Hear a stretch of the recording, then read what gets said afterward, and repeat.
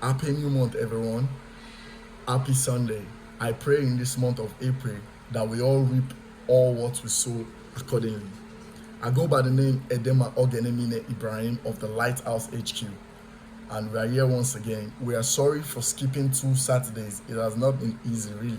It has not been easy, but thank God for life and thank God for this opportunity that He has given to us to be able to preach the gospel. So, right now, we are yet to talk about tithe and seed giving, like sowing a seed of faith.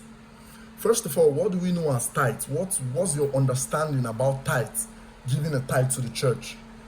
Tithe is like the first fruit of whatever you are doing, whatever job you do, whatever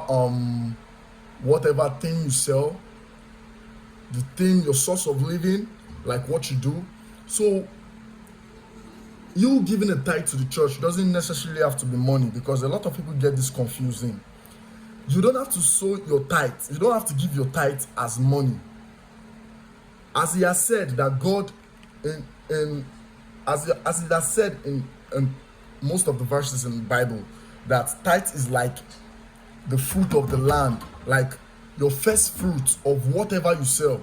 Like a man that sells, it's just the truth. A man that sells coffin for a living, let me go that deep. A man that sells coffin for a living, if his first stock for the month comes of coffins, if he wants to sow a tithe, he's definitely going to sow one of his coffins and he's going to give it free. It might not necessarily be in the church, it might not be in any place of gathering in the presence of God. It might be someone coming to patronize him and he just willingly give that person for free. That is tithing, because you have given your first fruit for that month, for that tenor. That is what tithing is basically all about. And some places in the Bible talked about tithing, and I will just go through Google. First of all, let's check the meaning of tithe in Google. You know, I take my reference from Google.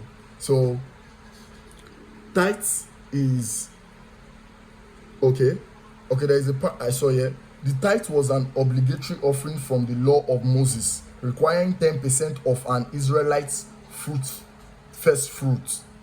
Okay, just like what I said, the first fruit, it said here that your 10% of your first fruit, that is what tithing is. This is an obligation, this is a law. I don't know if you guys are following me. This tithing is a law. So if you go to church and your pastor is preaching about tithe and telling you that you have to do it, that is obligatory, he has the right to do that. And what he was saying is correct. In another way, what he's saying is not correct. It's two ways. Tithe is not something that you giving to God, giving to the church. It's not something that you have to be forced to do. You have to open your heart to it. You have to know that this thing I'm giving is for God, and I'm giving my 1/10 so that it can replenish more for me. So it's not an obligatory thing in this world that we are living now. But back then, in the Bible days, in the time of Moses, it was an obligatory law that was set aside by the law of Moses. You understand? So tithe basically is just giving to the church.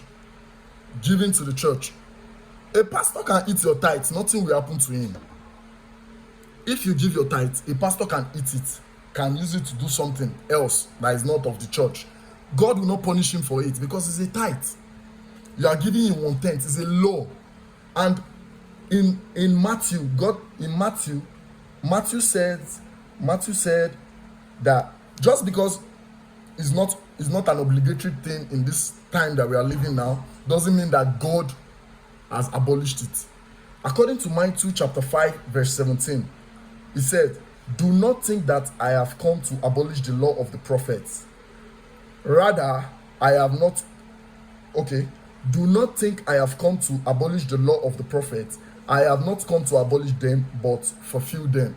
So God still have that mind. God still have that power to bless you accordingly through your tithe.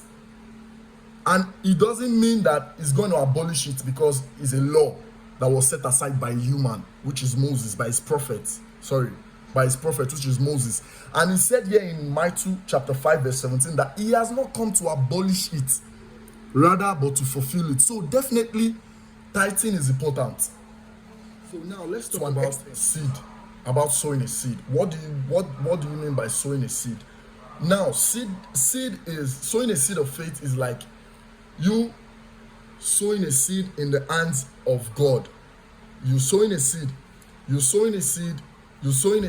the hands of God, believing, having faith that God is going to make you see your harvest. Because unlike tithes that is annually, seed is not annually. Seed is something that comes when the time is supposed to come. And God said that, he said that there is, no matter how small your faith is, your faith must be as small as a mustard seed, but it will move mountain as far you believe. So when you are giving a seed, you give in faith. You are putting it in the hands of the Lord. You are carrying your prayer request in the hands of the Lord. You are carrying your problems in the hand of the Lord. You are casting your burden that you are feeling that moment in the hands of the Lord, that God should take control. But tithing is something that is like a law, is obligatory in the Bible days. But for this our time now, it's not obligatory, because you can choose not to give your tithe. It's only you and God that will have the question in the day of reckoning. You have to answer to God that what all the tithes that you have eaten in your mouth, what you have been using it for. You understand? So me personally, I would say you should do more of seed giving than tithes. You understand? And like I said, your tithe doesn't have to be money. It doesn't necessarily have to be money, because it's the 10% of your first fruit. Your first fruit might be your salary. Your first fruit might be the things you sell. Your first fruit might be your business. Your first fruit might be your way of living, your income. You understand? So it doesn't necessarily have to be money.